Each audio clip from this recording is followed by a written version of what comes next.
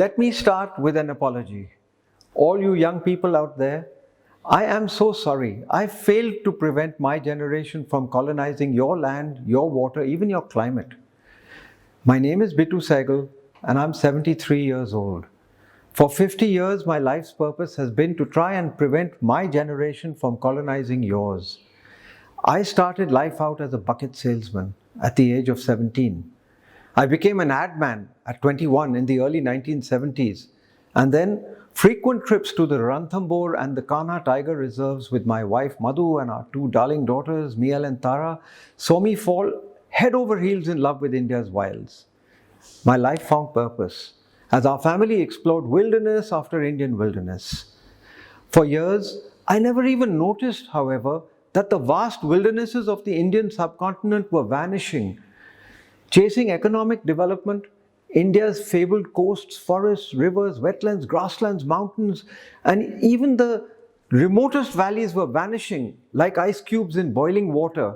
And it was sad because nature's timeless life support infrastructures were being replaced by ephemeral economic infrastructures, dams, mines, roads, urban sprawl, and as we came to know now, very, very toxic agriculture.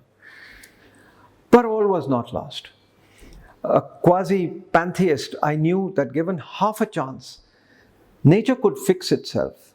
In 1981, I launched a magazine called Sanctuary Asia, dedicated to the proposition that the megafauna and the ecosystems of the Indian subcontinent just somehow had to be saved. In the mid-1980s, Sanctuary produced 30 documentaries showcasing the wildlife of India on Doordarshan, then India's only television channel.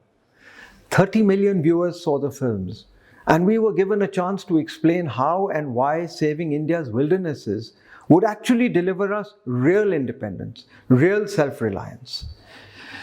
Using the tiger as a metaphor for all of nature in the 1970s, India's then Prime Minister, Mrs. Indira Gandhi, had set aside 9 vast and diverse tiger habitats that were protected from the plow and the axe.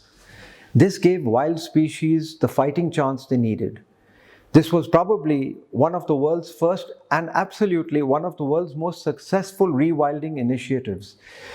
Nature-based solutions coupled with labor-intensive soil generation strategies magically repaired damaged ecosystems.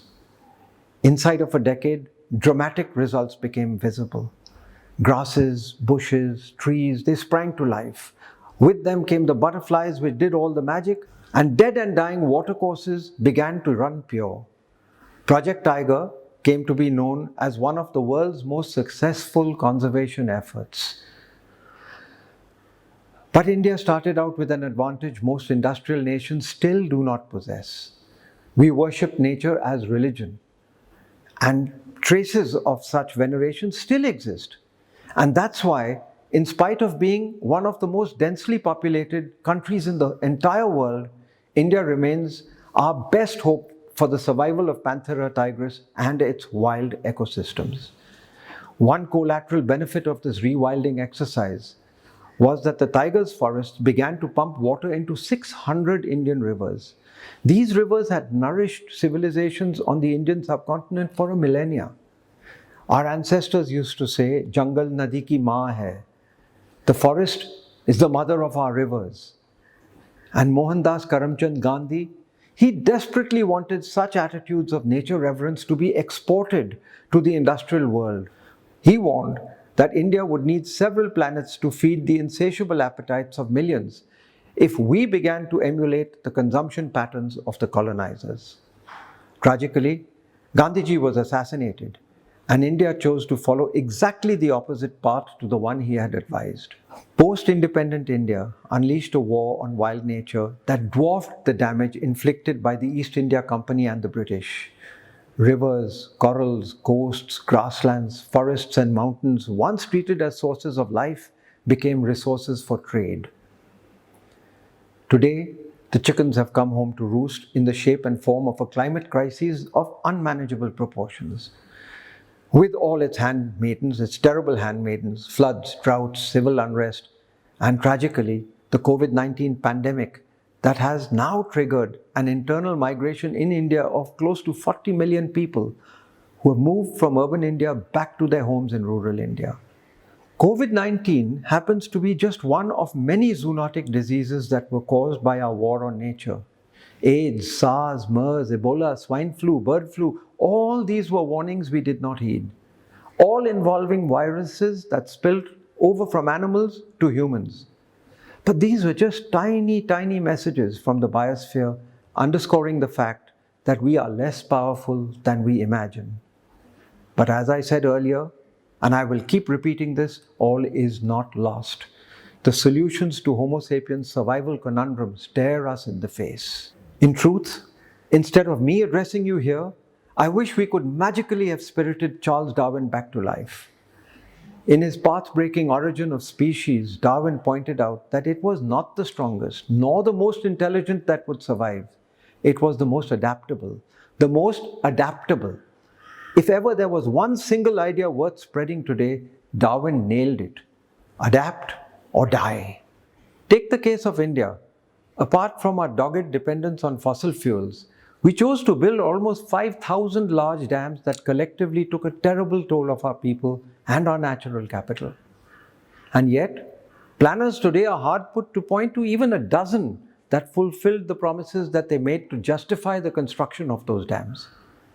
The projected financial cost benefits turned out to be false. They were near fiction.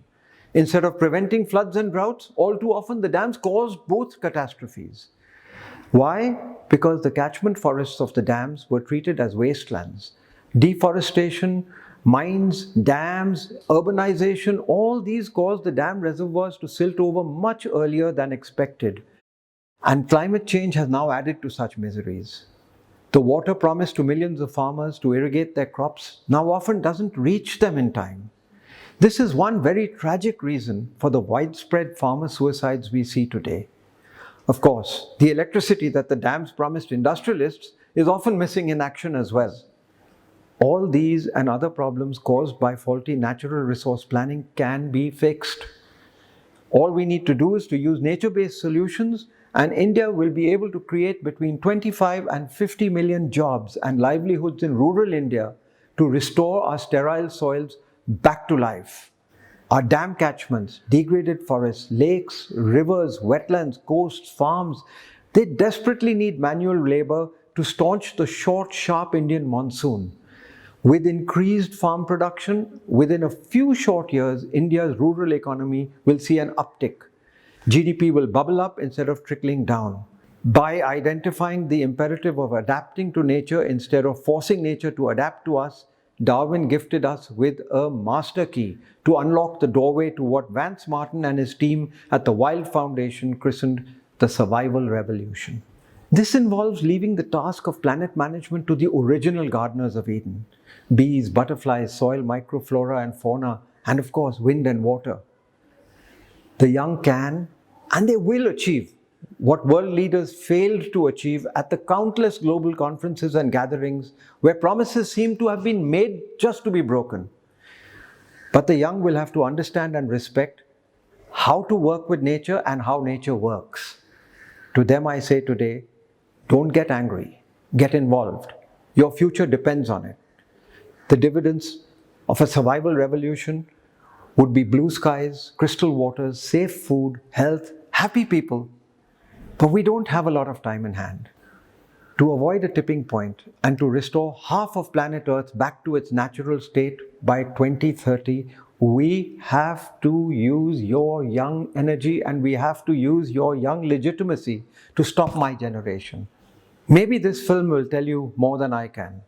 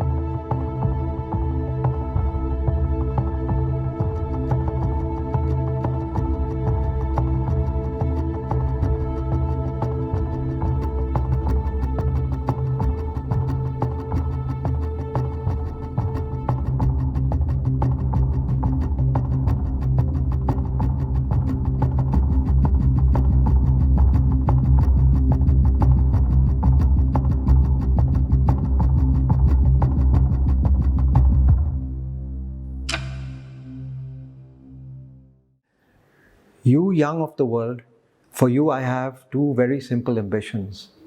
I want you to be safe and I want you to be happy. Thank you.